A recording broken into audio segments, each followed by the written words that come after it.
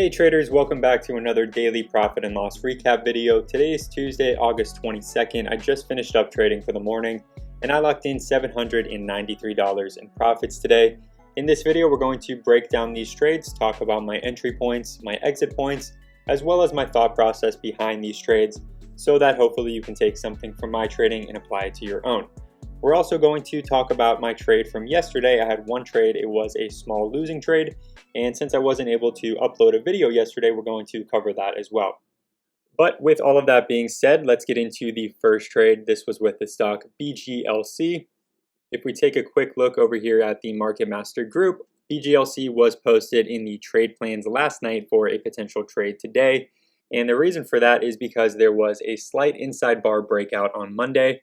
What I mean by that is if we take a look here at the daily chart, we have this big move up on last Thursday. And then on Friday, we have this small low volume pullback day. So when we're looking for an inside bar breakout, what we would be looking for would be a push above the high of that inside bar. And as we can see on Monday, we did get a slight push above that high. There was not much follow through, so this wasn't anything that I was trading at the time. But because of this setup and because it was able to hold on to those gains and close the day pretty close to that inside bar breakout level, this to me was worth adding into the trade plans for a potential continuation today on Tuesday. So my plan was to either look for a breakout trade if it was able to start breaking above Monday's $1.17 high, or I was going to be looking for a pullback and for some support to form right around the $1 area for some kind of dip and rip setup. And we can see pretty much right away at the market open, it pushes up to a high here of $1.21. This is at 9:32, so just 2 minutes after the market opened. That is, of course, above that 117 previous day high. So I looked to start taking a position in this trade at the time. I was buying just 1,000 shares at a time. And if we take a look at the 5-minute chart, you can see a little bit more clearly that we do have a nice opening range breakout set up here. We have this opening range breakout level of $1.21. We get a small pullback to the VWAP, bounces off of it, and then that following candle, it starts to break out above that opening range breakout level. So I was adding some shares into this breakout. I ended up with a total of 4,000 shares. My average cost was right at about $1.23. And this ended up being a pretty quick scalp. We can see that it pushed up to a high of $1.46, at least so far for the day. I was locking in some profits in the 130s. We can see that we get this push up here initially to a high of $1.40. And at that time, we can see there was a big spike up in the volume. I want to give a quick shout out over here to someone in the Market Master group. It was Lore. Lore posted today at 9:58 this morning, right at the time that we get that big volume spike, asking whether or not this is potential volume exhaustion or if it's just starting to pick up some steam. So that is kind of the question that a lot of people wonder when talking about volume exhaustion, because a lot of times if a stock is really just starting to spike high to the upside, volume is going to pick up significantly, and that can often be looked at as volume exhaustion, but you want to pair that volume with what you're seeing on the chart as well. So because we see there is this big spike up in volume, and following that spike, we get this quick pullback and this quick sell-off to the VWAP. That to me was telling me that this is a potential volume exhaustion area, and that's why I was locking in all of my profits into that area. So shout out to Lore for recognizing that and for pointing that out in the Market Master group. That being said, I locked in my profits on that trade, ended up with $424 in profits. And moving on to trade number 2, going back over to the Market Master group, I want to kind of point out there was, again, pretty slow pre-market action. This has been kind of the theme over the past couple of weeks. I keep saying this, but this is something that is very common in the stock market. There are just going to be times, unfortunately, where there are not a ton of opportunities. And then there's going to be other times where there's, multiple stocks running 100% or more within the same day. So today we were noticing that there were only a few stocks that were really gapping up somewhat significantly in pre-market. We had AXLA, we had FULC, PMN.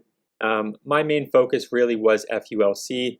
I'll explain why that was in just a moment, but in the meantime, the opening range breakout level for FULC was $5.67. So if we go ahead and just draw that $5.67 level here on the chart, this is going to be our opening range breakout level. And the reason that this was at the top of my radar for a gap and go is because of the daily chart. We can see that over the past couple of months, this has been in a nice, slow and steady uptrend. It's been climbing higher and higher. That tells me that there are probably not a ton of bag holders in this stock, at least from the recent past couple of months. And that is kind of what you want to see when you're looking for a stock that has a good chance of being a gap and go. Because if it's just consistently in a downtrend, consistently making new lows, there are probably a ton of people that are holding on to that stock, hoping for a spike or hoping for a gap up to sell into, and that's kind of going to hinder its ability to have a strong gap and go. All right, but with FULC, it started to poke above that opening range breakout level pretty much right away. I took a starter position actually into this breakout here, which ended up getting rejected back down, but I was risking all the way down to this morning low, so I didn't get stopped out on that initial trade. In fact, it ended up curling back up, pushed once again back above that opening range breakout level. I added some more shares into the trade at that time, and I then sold half of my profits up in the 590 area. The reason for that is because if we take a look at the pre-market session, we had a bit of resistance right here from about $5.90 up to about $5.95. That was kind of an area that was going to be a potential reversal spot, so I locked in a portion of my profits in that area. I then was a little bit too patient with the rest of my shares. I was hoping for them to run up to 650 or higher. It started to pick up some momentum, but got rejected back down. And once this started to form this lower high here, and it started to dump back down, I was selling the rest of my shares right around that same 590 area and ended up with a total of $369 in profits on that trade, which brought my overall profits for the day up to $793. So a few quick shout outs that I want to give from some of the traders in the Market Master group. Andy L made $91 on the BGLC trade. He was in at 122 and out at 135. Really solid trade there. As we just recapped a few minutes ago, that was pretty much the exact same way that I traded this stock as well.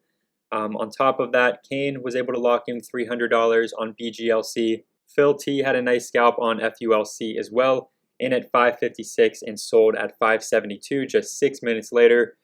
So it's great to see traders obviously making profits from these trades as well.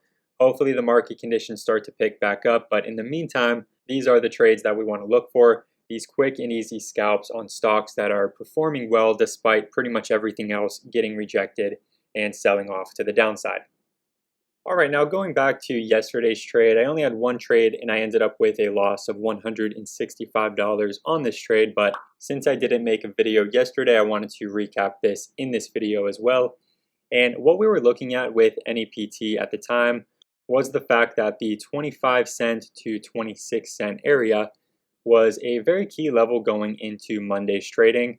The reason for that is because on Friday, that was initially a tough level of resistance, broke out above it, pulled back into it, started to hold it as support a little bit into the close.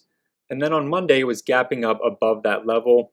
I decided to take a starter position at the market open into this pullback, back into that 25 cent level. I was expecting it to hold as some support. And then if we were able to start breaking back above the VWAP, I was going to look to add into this position and lock in some profits over 30 cents. But obviously we can see it ended up pulling back underneath that level once again and kind of just fading off to the downside. So once it started to break below that previous day's low, which was right at about 23 cents, I sold and cut losses on the trade. It was once again a very small loss of just $165. And I can really attribute that to having a small position size. This is not a trade that I would have looked to add into unless it was able to validate that area as support and it was able to start picking up some momentum back to the upside from that level. So that is kind of the takeaway and the lesson that I want to share from this trade. Only look to add into your winning trades and only look to add into your position sizes once the price action is starting to validate your trade plan. Okay, but anyway, those were my trades from the past 2 days. Factoring in both yesterday's trading and today's trading, I walked away with $627 in profits. So I hope that you found some value by me recapping these trades in this video. And if you did, please make sure to give it a like and subscribe to the channel. And of course, if you want to hear about these stocks that I'm trading in real time, as well as get access to our day trade and swing trade alerts, our detailed trade plans, our live custom scanner streams, and so on and so forth. All of that can be found in the Market Master group. There's going to be a link down below in the description for you to get signed up. But anyway, thank you again for watching. I hope you enjoyed, and good luck with your trading.